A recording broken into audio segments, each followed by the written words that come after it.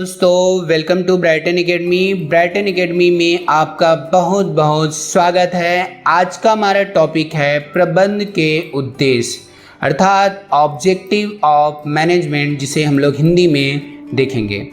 प्रबंध के उद्देश्यों को समझने से पहले हमें ये समझना होगा कि प्रबंध क्या होता है। ठीक है बच्चों, तो प्रबंध का मतलब होता है किसी भी कार्य को सर्वश्रेष्ठ तरीके से कराने की कला।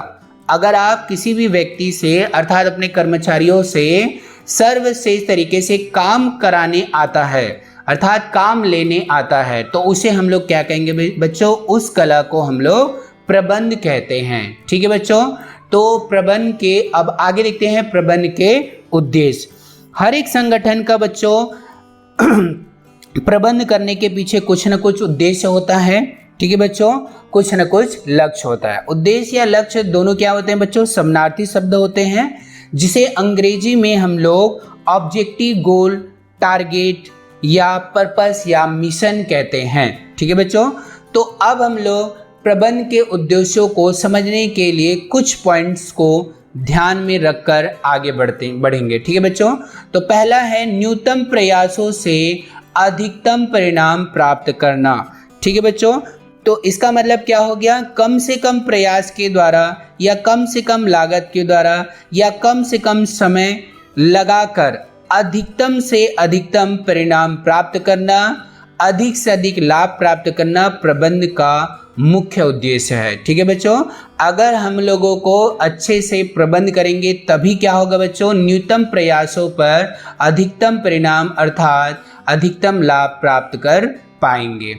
दूसरा पॉइंट है नियोक्ता एवं कर्मचारी का विकास। नियोक्ता मतलब क्या होता है बच्चों? नियोक्ता मतलब कंपनी के मालिक को हम लोग क्या कहते हैं? नियोक्ता कहते हैं। और कर्मचारी मतलब क्या होता है बच्चों? जिसके अंडर में काम करते हैं उसको हम लोग क्या कहते हैं बच्चों? कर्मचारी कहते हैं। ये दोनों क्या होते हैं बच्चों? समाज के अंग होते हैं। इनके बिना समाज का विकास नहीं हो सकता है। ठीक है बच्चों, तो नियोक्ता को क्या करना चाहिए बच्चों? अगर कर्मचारी का विकास करना है और खुद का भी विकास करना है तो कर्मचारी के लिए क्या करना चाहिए? उसको ट्रेनिंग देना चाहिए। उसको जिस हिसाब से उसने काम किया उसके हिसाब से उसकी पदोन्नति होनी चाहिए, उसका प्रमोशन होना चाहिए और उसको सही पारिश्रमिक मिलना चाहिए। क्योंकि कर्मचारी का विकास होगा तो साथ ही साथ क्या होगा जी? नियोक्ता का विकास होगा, क्योंकि वो कर्मचारी क्या करेंगे? व्यवसाय में अच्छे से अच्छे काम करेंगे, जिससे उत्पादन भी अच्छा होगा।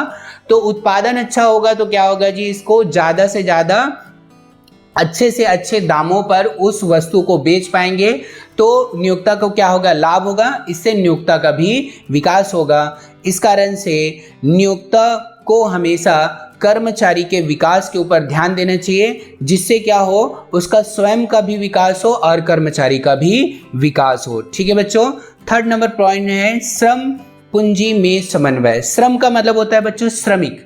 ठीक है जी, पूंजी का मतलब आप लोग जानते हो, जो पैसे हम लोग व्यवसाय में लगाते हैं उसको पूंजी कहते हैं। तो पूंजी और श्रम में दोनों में समन्वय अर्थात संतुलन बनाए रखना आवश्यक है। जितनी पूंजी लगी है, ध्यान देना बच्चों, जितनी पूंजी लगी है उसी के हिसाब से श्रम अर्थात श्रमिक को क्या करना चाहिए? मेहनत करना चाहिए। उसी के हिसाब से क्या होना चाहिए? व्यवसाय में फल प्राप्त होना चाहिए, जितना हमने पूंजी लगाया है। तो इसके लिए श्रमिक को क्या होना चाहिए? पूंजी के अनुसार ही श्रम करना चाहिए। तो इसके लिए हमें क्या करना चाहिए बच्चों? अच्छे से अच्छा प्रबंध करना चाहिए। तभी क्या होगा? हम लोग अच्छे से अच्छा प्रबंध करेंगे अर्थात अपने श्रमिकों से अच्छा काम लेंगे, तभी जितना पूंजी लगा है उसी के हिसाब से व्यवसाय में क्या होगा जी? लाभ हो पाएगा। ठीक है बच्चों, तो इन दोनों में समन्वय तभी स्थापित होगा जब अच्छा से अच्छा प्रबंध होगा। ठीक है बच्चों, चौथा नंबर पॉइंट लक्ष्यों की प्राप्ति। अगर अच्छा प्रबंध होगा, प्रभावी प्रबंध होगा, तभी हमारे व्यवसाय के लक्ष्य हम लोग प्राप्त कर पाएंगे अर्थात व्यवसाय में ज़्यादा से ज़्यादा मुनाफा या लाभ कमा पाएंगे। ठीक है बच्चों, पांचवा नंबर पॉइंट है सामाजिक न्याय एवं मानवीय विकास।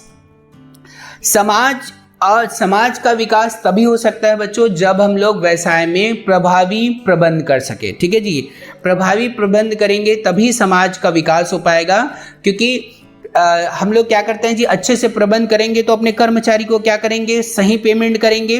ठीक है जी। और अगर हमारे कर्मचारियों के लिए अगर हम लोग अच्छा माहौल क्रिएट करते हैं, व्यवसाय में कार्य करने के लिए अच्छा माहौल, जहां वो काम करते हैं वहां पर अच्छा माहौल क्रिएट करते हैं और उनको अन्य सुविधाएं देते हैं, ठीक है जी, तो क्या होगा, कर्मचारी का विकास होगा और कर्मचारी के साथ साथ क्या होगा, मानव का विकास होगा और मानव के विकास के साथ साथ क्या होगा बच्चों, समाज का विकास होगा। ठीक है बच्चों, तो मानव के साथ किसका विकास होगा बच्चों, समाज का विकास होगा। ठीक है, तो हमारा कहने का मतलब यहाँ पर यह है कि अगर हम लोग कर्मचारी का विकास करते हैं तो मानव का विकास होगा और मानव का विकास होगा मतलब साथ ही साथ समाज के व्यक्तियों का विकास होगा, अर्थात समाज का विकास होगा। ठीक है बच्चों, अगर टॉपिक अच्छा लगा होगा बच्चों तो चैनल को प्लीज़ सब्सक्राइब कर लीजिए और मेरे चैनल को लाइक कर लीजिए। ठीक है बच्चों, thank you for watching this video.